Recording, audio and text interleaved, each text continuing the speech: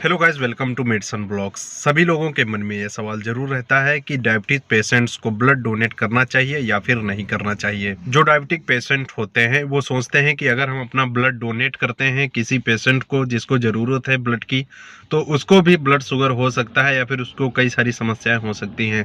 तो दोस्तों, मैं आप सबको बताना चाहता हूँ कि ऐसा कुछ भी नहीं है। आपका डाउट क्लियर कर रहा हूँ। अगर आप डायबिटिक पेशेंट हैं या फिर और कोई डायबिटिक पेशेंट है तो वो ब्लड डोनेट अपना कर सकता है, लेकिन कुछ कंडीशंस होती हैं, उनको फॉलो करना बहुत ज़रूरी होता है। अगर कोई डायबिटिक पेशेंट है वो अपना ब्लड डोनेट करना चाहता है, तब उसको अपना ब्लड शुगर जो होता है उसको नॉर्मल रखना चाहिए, ब्लड शुगर लेवल उसको कंट्रोल रखना चाहिए। अगर कोई डायबिटिक पेशेंट इंसुलिन पर है तब उसको ब्लड डोनेट नहीं करना चाहिए। शुगर की जो बीमारी होती है वो ब्लड से रिलेटेड नहीं होती है, वो मेटाबॉलिज्म से रिलेटेड होती है।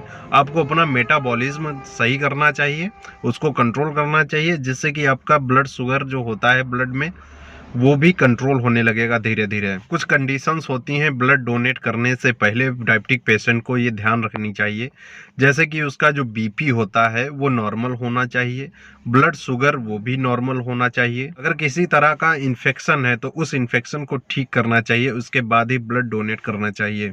पूरी दुनिया में रोजाना लगभग हजारों लोग ब्लड डोनेट करते हैं, हजारों मरीजों की जान बचाते हैं। अगर आप भी ब्लड डोनेट करना चाहते हैं, आपको डायबिटीज़ है, तब आप भी ब्लड डोनेट कर सकते हैं। आपको अपने डॉक्टर को पूरी जानकारी देनी चाहिए, जिससे कि वो डिसाइड करेंगे कि आपको ब्लड डोनेट करना है या फिर नहीं करना है। जैसा कि मैंने बताया दोस्तों, अगर आप इंसुलिन पर हैं, इंसुलिन ले रहे हैं, तब आपको ब्लड डोनेट नहीं करना चाहिए। अगर आप मेडिसिन्स वगैरह ले रहे हैं, आपको डाइट कंट्रोल करनी चाहिए, अपनी लाइफस्टाइल को चेंज करना चाहिए, आप ब्लड डोनेट कर सकते हैं। एक बार फिर आप लोगों को बताना चाहता हूं कि जो ब्लड शुगर होता है, जो डायबिटीज़ की बीमारी होती है, वो ब्लड से रिलेटेड नहीं होती है, ये मेटाबॉलिज्म से रिलेटेड होती है।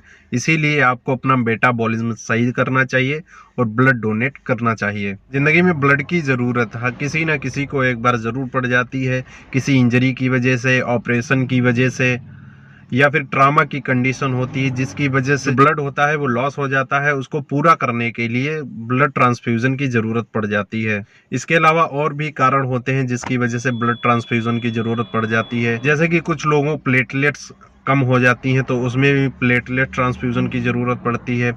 जिन लोगों का ऑक्सीजन लेवल कम हो जाता है, आरबीसीज कम हो जाती हैं, जिनको रेड ब्लड सेल्स बोलते हैं वो कम हो जाती हैं, तो उनको भी ट्रांसफ्यूजन करके पेशेंट को दिया जाता है। एक बीमारी होती है जिसको हेमोलियासिस बोलते हैं, जिसमें जो ब्लड क्लॉट होते हैं वो बनना बंद हो जाते हैं या फिर वो बनते ही नहीं हैं, तो ऐसे पेशेंट्स को भी प्लाज्मा दिया जाता है, जिससे कि उनकी ये प्रॉब्लम धीरे धीरे सही हो जाती है। कई तरह के लोगों को इन्फेक्शन हो जाते हैं तो उनको एंटीबॉडीज़ बनना कम हो जाती हैं, तो उनको भी ठीक करने के लिए ब्लड ट्रांसफ्यूज़न की ज़रूरत पड़ती है, जिससे कि उनको एंटीबॉडीज़ मिल जाती हैं और वो बीमारी से लड़ते हैं।